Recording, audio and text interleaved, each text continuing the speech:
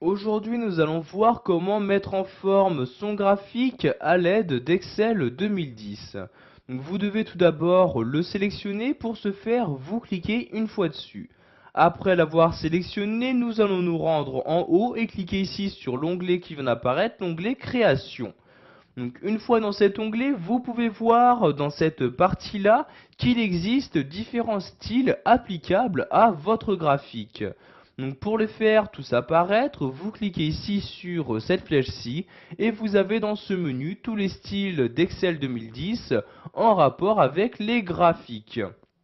Donc, vous n'avez juste qu'à sélectionner celui que vous souhaitez. Donc, je vais par exemple ici prendre celui-ci, je clique donc dessus et vous avez donc le style qui s'adapte automatiquement au graphique sélectionné.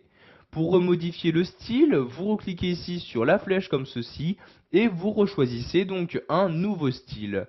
Je vais par exemple reprendre celui-ci, je clique une fois dessus et vous avez donc le style qui a été modifié très rapidement. Maintenant, nous allons voir comment apporter des modifications plus personnalisées. Donc, je retourne en haut et clique ici sur l'onglet Mise en forme. Vous avez par exemple la possibilité de cette manière de modifier donc la mise en forme de la légende.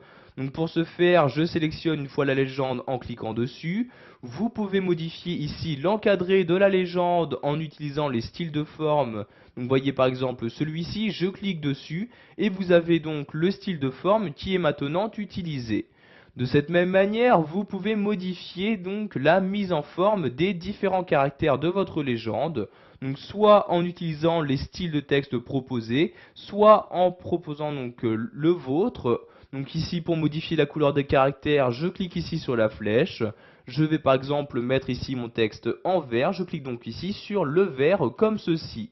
Donc vous pouvez apporter ces modifications sur toutes les zones de texte présentes sur votre graphique. Donc il s'agit ici de la légende, du titre du graphique, du titre des axes ou encore toute autre zone de texte insérée donc dans votre graphique.